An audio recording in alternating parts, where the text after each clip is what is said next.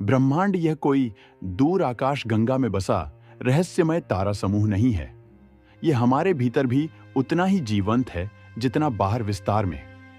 जब आप प्रार्थना करते हैं तो आप याचक होते हैं, लेकिन जब आप आदेश देते हैं प्रेम और चेतना से, तब आप उसी ब्रह्मांड के साथ एक संवाद खोलते हैं जिसकी शक्ति से यह समूचा अस्तित्व संचालित होता है। इस संवाद को जानना, सीखना और जीना ही भक्ति रियल ज्ञान। एक परमहंस योगानंद ने कहा था, जब तक आप स्वयं को भिखारी समझते हैं, ब्रह्मांड आपको दया की दृष्टि से देखेगा। लेकिन जिस दिन आप स्वयं को उसकी संतान समझकर आदेश देंगे, प्रेम से, पूर्ण विश्वास से, उस दिन से ब्रह्मांड आपका उत्तरदायी सेवक बन जाएगा। आप सभी दिव्य आत्माओं को सादर प्रणाम। आज हम एक ऐसी यात्रा पर निकल रहे हैं जहां शब्द केवल सूचना नहीं देंगे, वे आपके अंतर्मन के द्वार खोलेंगे। यह वीडियो कोई सामान्य ज्ञान नहीं है, यह आपके और ब्रह्मांड के बीच एक जीवित सेतु बन सकता है। अगर आप इसे केवल सुने नहीं, अनुभव करें। आपसे केवल एक विनती है, यदि यह भाव आपको छुए तो उसे अपने भीतर जगह दें। कमेंट करके बताइए कि किस विचार ने आपको भीतर से छुआ। आपका एक विचार हजारों की चेतना को दिशा दे सकता है। तो चलिए इस प्रस्तुति की इस अद्भुत यात्रा की शुरुआत करते हैं। प्रार्थना करने वाला व्यक्ति अक्सर डर से प्रेरित होता है। वह कहता है, हे ईश्वर, मेरी सहायता करो। लेकिन आदेश देने वाला व्यक्ति भीतर से जानता है, मैं उसी सत्ता का अंश हूं जो यह ब्रह्मांड चला रही है। वह कहता है, हे ब्रह्मांड, मैं जो कह रहा हूं उसे पूरा कर। और यह कहना उसका अहंकार नहीं, उसकी चेतना की स्पष्टता होती है। मनुष्यता का सबसे बड़ा भ्रम यही रहा है कि उसने भगवान को बहिर्मुखी देवता समझ लिया और स्वयं को एक निर्बल जीव। लेकिन जिस दिन आप यह पहचान लेते हैं कि आप याचक नहीं, उत्तराधिकारी हैं, उसी दिन ब्रह्मांड के साथ आपका संवाद बदलने लगता है। आपने कभी सोचा है, जब एक बच्चा मां से कुछ मांगता है तो वह प्रार्थना नहीं करता, वह अधिकार से कहता है। क्यों? क्योंकि वह जानता है कि उसका और मां का संबंध याचक और दाता का नहीं है, वह तो एकत्व का संबंध है। तो क्या ब्रह्मांड मां से भी दूर है या आप स्वयं उससे अलग हैं? अगर उत्तर नहीं है तो अब समय आ गया है कि आप ब्रह्मांड को आदेश देना सीखें। लेकिन रुकिए, आदेश देने का अर्थ यह नहीं कि आप उससे लड़े या क्रोध करें। सच्चा आदेश वह है जो शांति, प्रेम और अडिग विश्वास से उत्पन्न हो। परमहंस योगानंद ने कहा, आपके शब्द आपकी ऊर्जा की दिशा तय करते हैं। जब आप किसी बात को पूरी श्रद्धा से कहते हैं तो ब्रह्मांड उसे केवल सुनता नहीं, स्वीकार करता है। अब सोचिए, क्या आप जो कहते हैं वह आपकी श्रद्धा से निकला होता है या डर से, या केवल एक आदतवश? क्या आपने कभी यह अनुभव किया है कि शब्दों के पीछे भी ऊर्जा होती है? और अगर हां, तो क्या आपने अब तक उस ऊर्जा को सिर्फ इच्छा में बदलने की कोशिश की है? या आदेश में सवाल सिर्फ यह नहीं है कि आप क्या चाहते हैं, सवाल यह है कि आप कैसे मांगते हैं। क्योंकि ब्रह्मांड को आदेश देने से पहले हमें स्वयं को जानना और स्वीकारना जरूरी है। जिस क्षण कोई व्यक्ति यह जान लेता है कि ब्रह्मांड को आदेश देने का अधिकार उसी में निहित है, उसी क्षण वह एक बहुत ही सूक्ष्म मगर विशाल द्वार के सामने खड़ा होता है। वह द्वार है आत्मस्वीकृति का। जब तक आप स्वयं को पूर्ण रूप से स्वीकार नहीं करते, ब्रह्मांड आपकी कोई बात पूरी तरह नहीं सुन सकता। क्यों? क्योंकि आप स्वयं अपने भीतर विरोधाभास रच रहे होते हैं। एक ओर आप कह रहे होते हैं, हे ब्रह्मांड, मुझे यह अनुभव कराओ, और दूसरी ओर भीतर कहीं बैठी हुई आपकी ही कोई परछाई कह रही होती है, क्या मैं इसके योग्य हूं? कहीं ऐसा चाहना अहंकार तो नहीं? कहीं यह असंभव तो नहीं? यही आंतरिक द्वंद्व उस शक्ति को खंडित कर देता है जो आपकी इच्छा को आदेश में बदल सकती थी। यह ब्रह्मांड केवल शब्दों को नहीं सुनता, वह आपकी ऊर्जा को पढ़ता है। आप जो सोचते हैं, आप जो महसूस करते हैं, आप जो स्वीकार करते हैं, सब कुछ एक अदृश्य कंपन के रूप में ब्रह्मांड तक पहुंचता है। अगर वह कंपन द्वंद्व से दूषित है तो उत्तर भी भ्रमित और अस्पष्ट आता है। इसलिए आदेश देने से पहले आपका अपने ही भीतर पूर्ण विश्वास होना आवश्यक है। और विश्वास तब आता है जब आप स्वयं को स्वीकृत करते हैं, बिना शर्त, अपने भय को, अपनी विफलताओं को, अपनी भूलों को, अपने सपनों को, सब कुछ को पूर्ण स्वीकार्यता से देखना। यह आत्म स्वीकृति की पहली सीढ़ी है। आपने कभी अनुभव किया है कि हम दूसरों को तो माफ कर देते हैं, लेकिन अपने आप को नहीं कर पाते। हम अपने भीतर बैठी उस क्षीण सी छवि को सदैव नीचा दिखाते रहते हैं। फिर हम उसी छवि के साथ प्रमाण को आदेश देने निकलते हैं। क्या वह छवि अपने ही शब्दों पर भरोसा कर सकती है? यहां एक गहरा प्रश्न उठता है। क्या आपने स्वयं से कभी यह कहा है कि मैं जैसा हूं वैसा ही ईश्वर की पूर्ण अभिव्यक्ति हूं? क्या आपने कभी यह साहस किया है कि मुझ में जो कुछ है उसी में ब्रह्मांड की पूर्णता है? या आप अब भी किसी और की परिभाषा के अनुसार खुद को सुधारने में लगे हैं? कृपा करके समझिए, ब्रह्मांड सुधारने नहीं आता। वह तो आपकी चेतना के अनुरूप फल देता है। अगर आप अपनी चेतना में ही खुद को अधूरा समझते हैं तो ब्रह्मांड भी अधूरी परिस्थितियां देगा, क्योंकि उसने आपके आदेश को उसी ऊर्जा में ग्रहण किया है। इसलिए यदि आप चाहते हैं कि ब्रह्मांड आपका सेवक बने तो पहले स्वयं को राजा की तरह देखना सीखिए, परंतु वह राजा जो शांत है, गंभीर है और प्रेम में स्थिर है। अब प्रश्न यह है, क्या आप आज से स्वयं को पूर्ण रूपेण स्वीकार करने का निर्णय ले सकते हैं? न केवल अपने अच्छे पहलू को, बल्कि उस हिस्से को भी जो भयभीत है, असुरक्षित है और अब तक छुपाया गया है, क्योंकि वही हिस्सा आपकी ऊर्जा को तोड़ता है और जब तक वह जुड़ता नहीं, आपका आदेश संपूर्ण नहीं हो सकता। आत्म स्वीकृति आत्मशक्ति का द्वार खोलती है और यह द्वार खुलते ही आपकी चेतना में जो कंपन पैदा होता है वही ब्रह्मांड के गहरे स्तरों में प्रवेश करता है। जब आत्म स्वीकृति की भूमि पर पहला कदम रखा जाता है तो भीतर कुछ धीमे धीमे पिघलने लगता है। वह सारे कठोर विचार जो वर्षों से संचित थे धीरे धीरे पिघलते हैं, ठहरते हैं और एक नई ऊर्जा का जन्म होता है। स्थिरता की ऊर्जा। यह स्थिरता कोई निष्क्रियता नहीं है, बल्कि यह अंतर्य की चुप्पी है। जब विचारों का कोलाहल धीमा होता है तभी ब्रह्मांड के उत्तरों की धीमी लेकिन गूंजती हुई ध्वनि सुनाई देती है। आप अपने जीवन में कितनी बार ऐसी चुप्पी में बैठे हैं जहां कोई इच्छा ना रही हो, कोई चिंता ना रही हो, कोई योजना ना रही हो, बस एक मौन उपस्थिति रही हो। यही मौन उपस्थिति वह आधार भूमि है जिस पर ब्रह्मांड के आदेश अंकित किए जाते हैं। यह वही स्थान है जहां संकल्प केवल शब्द नहीं रह जाते, वे कंपन बन जाते हैं। ध्यान की दशा में बैठा व्यक्ति जब ब्रह्मांड से कोई बात कहता है तो वह केवल कह नहीं रहा होता, बल्कि उसे अनुभव कर रहा होता है और ब्रह्मांड उसी अनुभव को आदेश समझता है। क्या आपने कभी किसी इच्छा को इतनी गहराई से महसूस किया है कि वह आपकी सांसों में उतर जाए, आपके रक्त में बहने लगे, आपकी उपस्थिति बन जाए?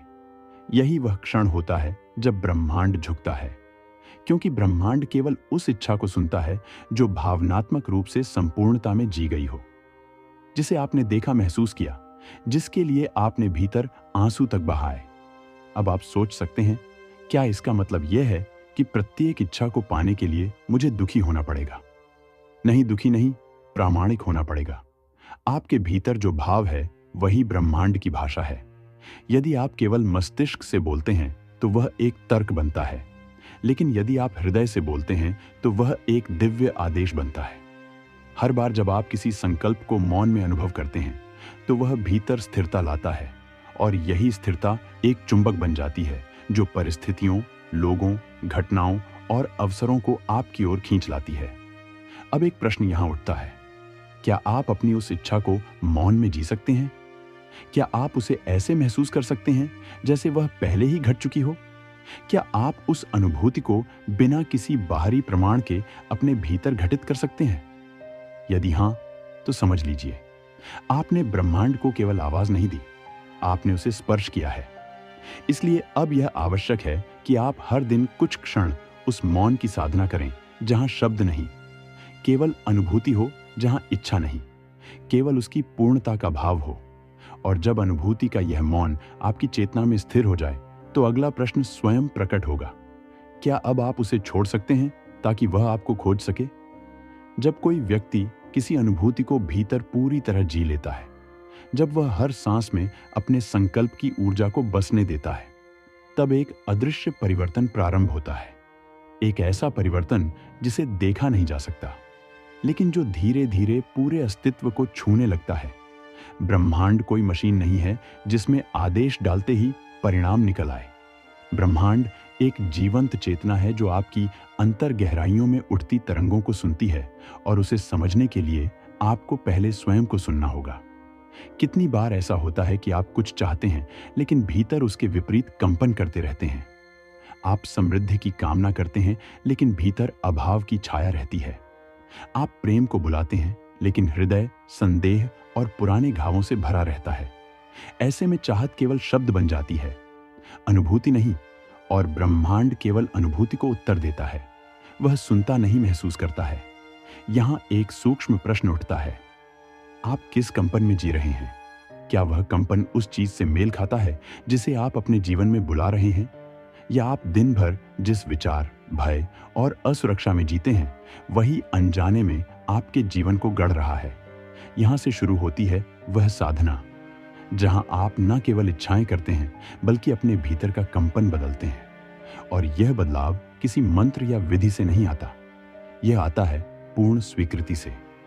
जब आप अपने दुखों को छिपाना बंद करते हैं, अपने डर से भागना छोड़ते हैं, अपने टूटेपन को स्वीकार करते हैं, तभी भीतर पहली बार शांति जन्म लेती है। क्योंकि जो व्यक्ति स्वयं से भाग रहा है वह ब्रह्मांड से संवाद नहीं कर सकता। ब्रह्मांड उन लोगों की सुनता है जो अपने सत्य में खड़े होते हैं, चाहे वह सत्य कितना भी असहज क्यों ना हो। क्या आप स्वयं को स्वीकार करने के लिए तैयार हैं? क्या आप अपने भय, अपनी कमजोरी, अपने भ्रम को आंखों में आंख डालकर देख सकते हैं, बिना नकारे, बिना भागे? यदि हां, तो आप उस द्वार पर खड़े हैं जहां से सत्य की अनुभूति प्रारंभ होती है, और यही अनुभूति आपके कंपन को शुद्ध करती है। जब कंपन शुद्ध होता है तो आपकी उपस्थिति ही एक प्रार्थना बन जाती है। तब बिना कुछ कहे भी ब्रह्मांड आपको उत्तर देने लगता है। ध्यान दीजिए, यहां भी आप आदेश नहीं दे रहे, लेकिन आपका होना ही आदेश बन चुका है। विचारों से परे, शब्दों से परे एक मौन उपस्थिति जो ब्रह्मांड से कुछ मांगती नहीं बल्कि उसे अपनी ओर आकर्षित करती है। और जब आपकी उपस्थिति ही प्रार्थना बन जाए तो अगली साधना यही बनती है। क्या आप उसे बिना बांधे हुए पूरी स्वतंत्रता से स्वीकार कर सकते हैं? जब आप उस स्थिति में पहुंच जाते हैं जहां आपकी उपस्थिति ही प्रार्थना बन चुकी होती है, तो ब्रह्मांड आपकी ओर प्रवाहित होना प्रारंभ करता है, बिना शोर, बिना प्रयास, बिना मांग के। लेकिन यहीं से एक और गहन परीक्षा शुरू होती है जो साधारण चित्त के लिए अदृश्य होती है। क्योंकि जब जीवन हमें वह देने लगता है जिसकी हमें प्रतीक्षा थी, तो क्या हम उसे उस रूप में स्वीकार कर पाते हैं जैसे वह आता है, या हम उसे अपने पूर्व निर्धारित रूपों में बांधने लगते हैं? ब्रह्मांड वह नहीं देता जो आप शब्दों से मांगते हैं, वह देता है जो आपके कर्मों, चेतना और कंपन के समूचे से निकलती आपकी तैयारी के योग्य होता है। और जब वह आता है तो वह अक्सर वैसा नहीं होता जैसा आपने कल्पना में पाला था। आप प्रेम मांगते हैं और ब्रह्मांड आपको एक ऐसा व्यक्ति देता है जो आपके भीतर के घावों को सामने लाकर उन्हें ठीक होने का अवसर देता है। आप समृद्धि मांगते हैं और ब्रह्मांड आपको एक ऐसी परिस्थिति में रखता है जहां आप अपनी सीमाओं को तोड़ना सीखें। तो प्रश्न उठता है, क्या आप उस रूप को पहचान सकते हैं जिसमें ब्रह्मांड आपके जीवन में उतरता है? क्योंकि यदि आप केवल अपने मन की छवि से चिपके रहेंगे तो आप उसे अस्वीकार कर देंगे, जिसे ब्रह्मांड ने आपके लिए पूरी समग्रता से भेजा है। यहां से यात्रा बदलती है। अब यह कोई मांग की यात्रा नहीं रह जाती, यह बन जाती है स्वीकृति की साधना। स्वीकृति कोई निष्क्रियता नहीं है, यह परम जागरूकता है। जब आप किसी घटना को, किसी व्यक्ति को या अपने भीतर के किसी अंश को उसके संपूर्ण अस्तित्व के साथ हां कहकर स्वीकार कर लेते हैं, तब आप उसे ब्रह्मांडीय प्रकाश में विलीन होने का अवसर देते हैं। विरोध जीवन को टुकड़ों में बांटता है, स्वीकृति उसे एक पूर्ण रचना में बदल देती है। यही वह मौन है जिससे ब्रह्मांड सबसे गहन संवाद करता है। स्वीकृति का मतलब है अब कोई शर्त नहीं, कोई तुलना नहीं, कोई नियंत्रित करने की कोशिश नहीं, सिर्फ अनुभव है, और उस अनुभव को एक गहन शांति के साथ स्वीकार कर लेने की क्षमता। यह वही अवस्था है जहां आपका हर श्वास एक मंत्र बन जाता है और हर मौन एक उत्तर। तो एक बार फिर प्रश्न यही है, क्या आप ब्रह्मांड को उसके अपने रूप में स्वीकार करने को तैयार हैं, बिना संशोधन, बिना प्रतिरोध? क्योंकि जब आप ऐसा करते हैं तभी आप उसका वास्तविक रहस्य समझना शुरू करते हैं। और जब स्वीकृति की यह शांत स्थिति भीतर उतर जाती है तो अगला प्रश्न धीरे धीरे जागता है। क्या अब आप स्वयं को ब्रह्मांड में विलीन होने की अनुमति दे सकते हैं? बिना अपना अस्तित्व खोए जब स्वीकृति की शांति भीतर उतरती है तो जीवन एक नया प्रश्न उठाता है।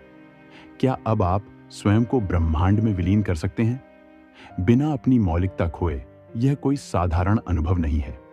यह वह आंतरिक मोड़ है जहां आप अपने भीतर की पहचान को सत्य के महासागर में छोड़ना सीखते हैं। अब तक आप ब्रह्मांड 2 को आदेश देने की यात्रा में थे। आप संकल्प कर रहे थे, दिशा दे रहे थे, चेतना को आकार दे रहे थे। लेकिन अब आपको स्वयं को उस चेतना के आगे समर्पित करना है जिसे आपने जागृत किया है। यही वह बिंदु है जहां आप क्रिया से मौन में उतरते हैं। यह मौन कोई खालीपन नहीं है, यह चेतना की परिपक्वता है। जब आप स्वयं को ब्रह्मांड के साथ एकाकार करते हैं तो आप जानना छोड़ देते हैं और होने की कला में उतरते हैं। यह विलन कोई हार नहीं है, यह अहंकार की सीमाओं को पार करने का उत्सव है। क्या आपने कभी आकाश को देखा है? जब वह सूर्यास्त को अपने भीतर समा लेता है, वह सूर्य को खोता नहीं बल्कि उसे रंगों में बदलकर उसे नया रूप दे देता है। वैसे ही जब आप स्वयं को ब्रह्मांड में विलीन करते हैं तो आप मिटते नहीं, आपका सत्य विस्तारित होता है। लेकिन यही वह क्षण है जहां भय जन्म लेता है। यदि मैं अपना अस्तित्व छोड़ दूं तो मैं कौन रह जाऊंगा? क्या मेरी इच्छाएं व्यर्थ हो जाएंगी? क्या मैं खो जाऊंगा या मुक्त हो जाऊंगा?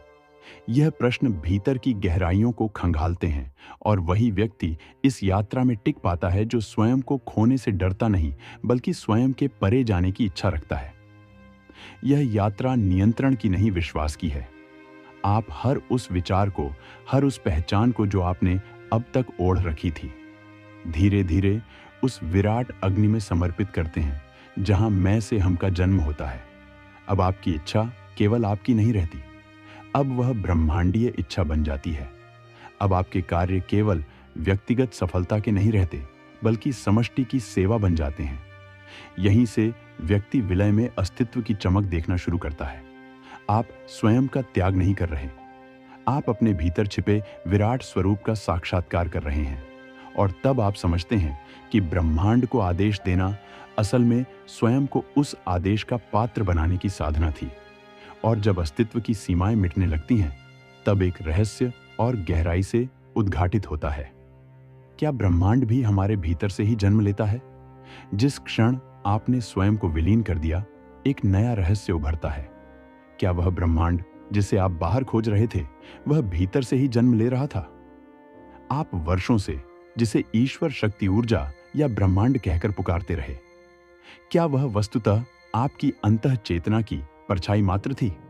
जब आप अपनी आंखें बंद करते हैं और भीतर मौन में उतरते हैं तो क्या वह अंतरिक्ष असीम खालीपन नहीं बन जाता? और उस खालीपन में क्या कुछ ना कुछ प्रतिक्षण जन्म नहीं लेता? तो फिर क्या सृजन बाहर से आता है या भीतर से निकलता है?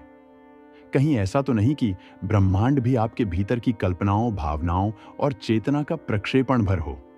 हमने सदियों तक बाहर की दिशाओं में उत्तर खोजे, लेकिन जो उत्तर सबसे अधिक सच्चे होते हैं वे बाहर नहीं, भीतर गूंजते हैं। क्या आपने कभी स्वप्न देखा है जिसमें पूरा एक ब्रह्मांड आपके भीतर रच गया? आप उड़ते हैं, गिरते हैं, प्रेम करते हैं, डरते हैं, लड़ते हैं और जीतते हैं। सब कुछ उस ब्रह्मांड में होता है जो आपके मन के भीतर चुपचाप आकार लेता है। तो फिर प्रश्न यही है, अगर नींद में ब्रह्मांड रच सकते हैं तो जागते हुए क्यों नहीं? ब्रह्मांड कोई बाहरी सत्ता नहीं है जो आपको आदेश देती है, बल्कि वह आपकी चेतना का विस्तार है जो समय, पदार्थ और ऊर्जा के रूप में प्रकट होती है। यदि आप भीतर ही भीतर शुद्ध मौन, निर्मल विश्वास और सघन भावनाओं के साथ कुछ संकल्प करते हैं तो वह धीरे धीरे भौतिक ब्रह्मांड में आकार लेता है। यह क्रिया जादू नहीं है, यह ब्रह्मांडीय नियम है। जैसे बीज मिट्टी के गर्भ में छिपा होता है लेकिन उसी में समाया होता है, पूरा वृक्ष, उसकी शाखाएं, पत्ते और फल वैसे ही आपके भीतर छिपा होता है, पूरा ब्रह्मांड का बीज। प्रश्न यह नहीं कि ब्रह्मांड बाहर है या भीतर, प्रश्न यह है कि आपने अपने भीतर उस बीज को पहचान लिया है या नहीं। क्या आप अब तक केवल फल मांगते रहे हैं या कभी बीज बनकर मौन में भी बैठे हैं? क्योंकि मांगने से कुछ क्षणिक फल मिल सकते हैं, लेकिन बीज बनने से आप सृजनकर्ता बन जाते हैं और तब आप समझते हैं कि प्रार्थना में झुकना एक सीमित चेतना की आदत थी। अब वह चेतना स्वयं सृजन करने लगी है।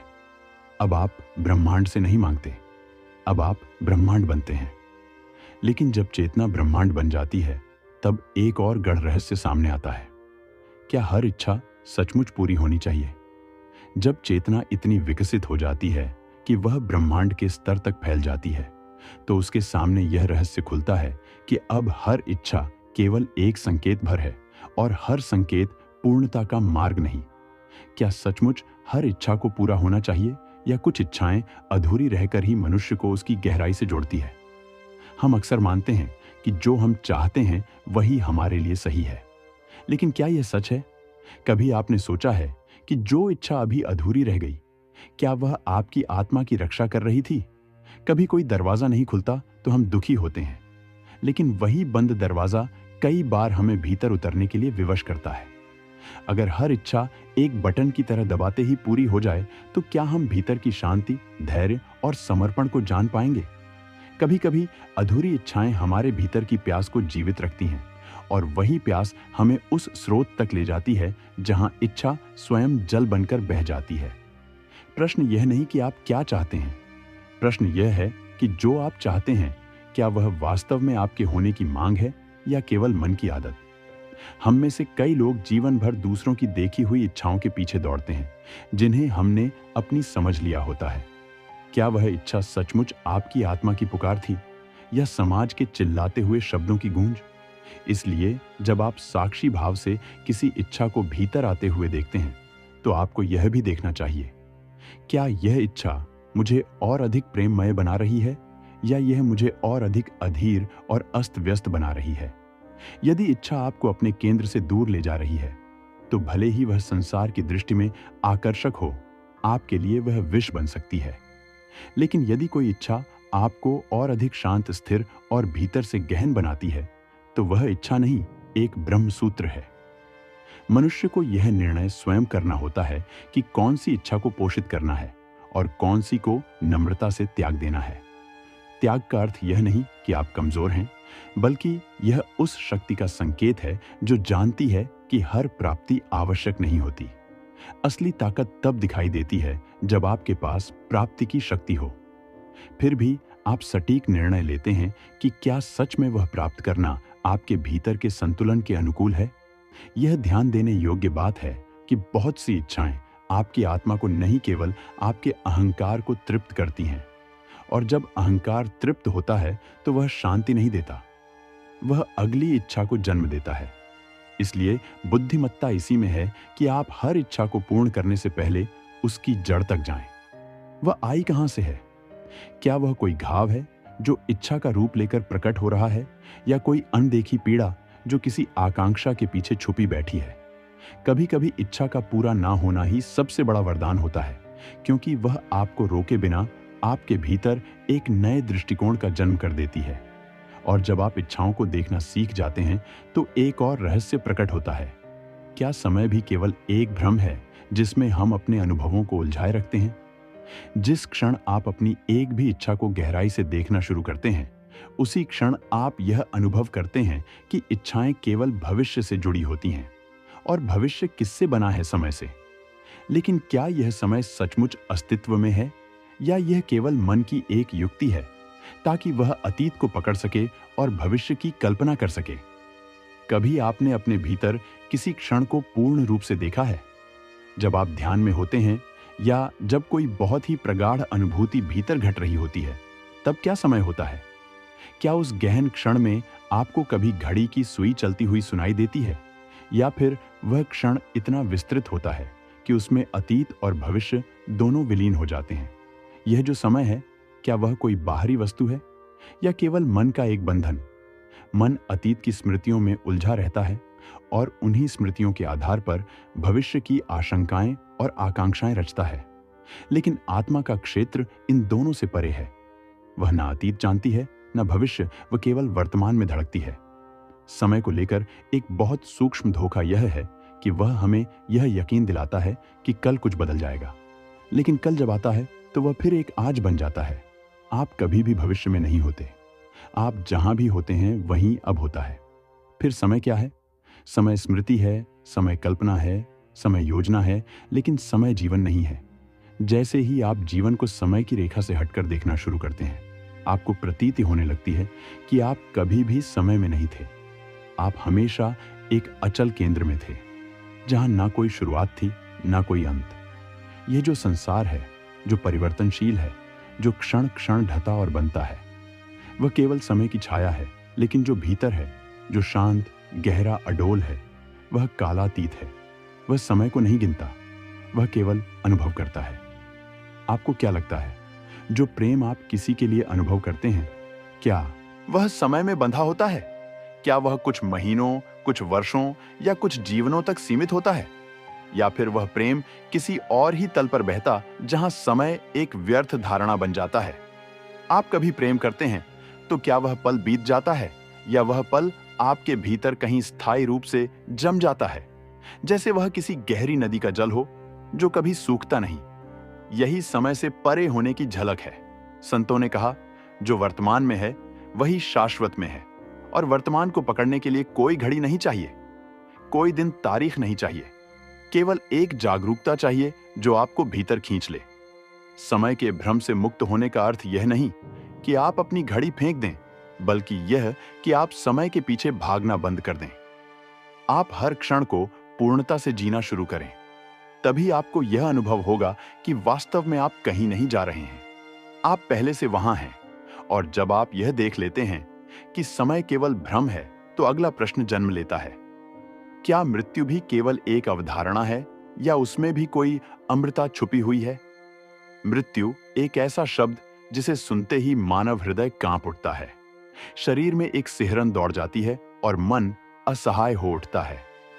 मृत्यु से बचने के लिए इंसान ने न जाने कितनी चालें छली हैं। धर्म बनाए, संस्कार गढ़े, स्वर्ग नरक की कल्पनाएं रची और पुनर्जन्म के सिद्धांत खड़े किए। लेकिन क्या कभी इन सब प्रयासों के नीचे छुपा हुआ डर देखा है? आपने क्या मृत्यु सच में डरावनी है, या यह केवल अज्ञात का डर है? कभी आपने देखा है कि जो मरता है वह कौन है? क्या वह देह है? तो देह तो हर रोज कुछ ना कुछ त्याग रही है। पुरानी कोशिकाएं, पुराने विचार, पुरानी आदतें, और इन सब के बीच क्या कुछ है जो कभी नहीं मरता। मृत्यु को लेकर जो सबसे बड़ा भ्रम है वह यह है कि हम सोचते हैं कि जीवन रुक जाता है। लेकिन क्या मृत्यु रुक जाना है, या किसी और अवस्था में बह जाना? जिस तरह एक बीज मिट्टी में समा जाता है और कोई नहीं जानता कि वह मर रहा है या किसी वृक्ष में रूपांतरित हो रहा है, उसी तरह मृत्यु भी शायद एक बीज का विसर्जन हो। क्या आपने कभी पूछा है कि जो व्यक्ति मर गया वह अब कहां है?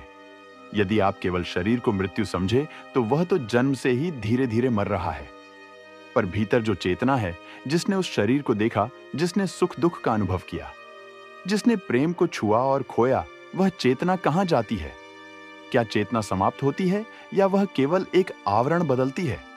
गहराई से देखें तो पाएंगे, मृत्यु कोई दीवार नहीं है, कोई बंद दरवाजा नहीं है, बल्कि एक द्वार है जो किसी और आयाम की ओर खुलता है। लेकिन उस द्वार से गुजरने के लिए साहस चाहिए। साहस यह जानने का कि आप इस शरीर नहीं हैं। साहस यह स्वीकारने का कि आपका अस्तित्व किसी एक जन्म या एक नाम तक सीमित नहीं है।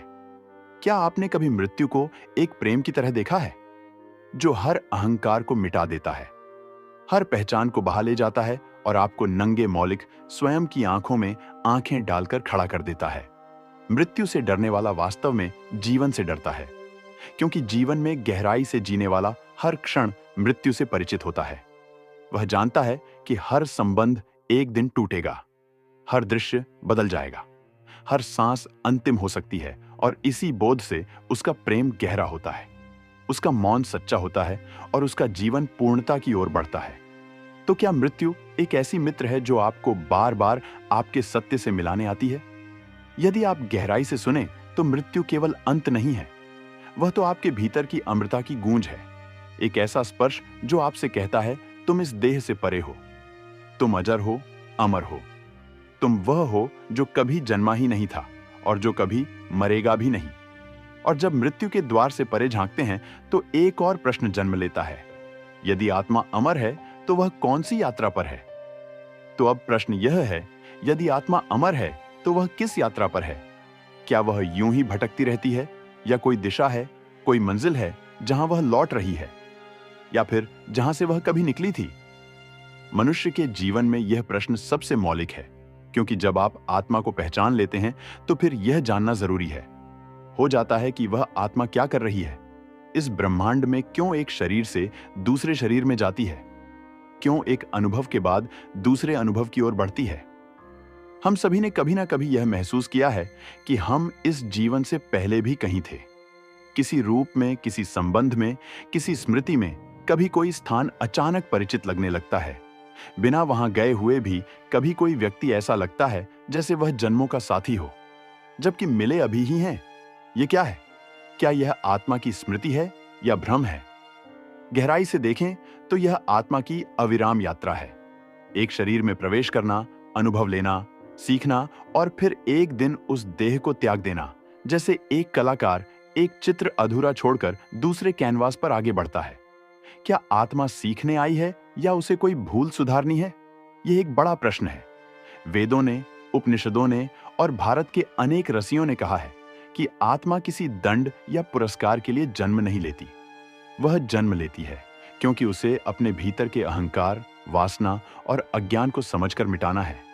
जब आत्मा अज्ञान में डूबी होती है तो वह खुद को देह मानने लगती है। नाम, जाति, धर्म, रिश्ते, इन सब से अपना परिचय बनाने लगती है, और यही भ्रम उसे बार बार जन्म लेने पर मजबूर करता है। क्योंकि जब तक वह इनसे मुक्त नहीं होती, वह पूर्ण प्रकाश में नहीं लौट सकती। यह ठीक वैसा ही है जैसे कोई बीज मिट्टी में दबा हो, लेकिन जब तक उसे सही धूप, पानी और समय नहीं मिलेगा, वह अंकुर नहीं फूटेगा। तो आत्मा क्या कर रही है? वह धीरे धीरे अपने बीजत्व से वृक्षत्व की ओर बढ़ रही है। हर जन्म एक अवसर है, हर दुख एक संकेत है, हर प्रेम एक दर्पण है जिसमें आत्मा खुद को देख सकती है। लेकिन ध्यान रहे, यह यात्रा केवल देहों की नहीं है, यह चेतना की यात्रा है। जैसे जैसे चेतना विकसित होती है, आत्मा सूक्ष्मतर रूपों में जाती है। कभी वह पशु शरीर में होती है, फिर मानव शरीर में, और फिर ऐसे ऐसे शरीरों में जो केवल ऊर्जा से बने हैं, जहां कोई भौतिकता नहीं होती, केवल कंपन, वाइब्रेशन होता है। और अंत में एक दिन जब आत्मा पूर्ण रूप से अपने स्रोत को पहचान लेती है, जब वह जान जाती है कि वह कभी जन्मी ही नहीं थी, कभी मरी ही नहीं थी, तब यात्रा समाप्त नहीं होती, बल्कि उसका रूप बदल जाता है। वह ब्रह्म के साथ एक हो जाती है।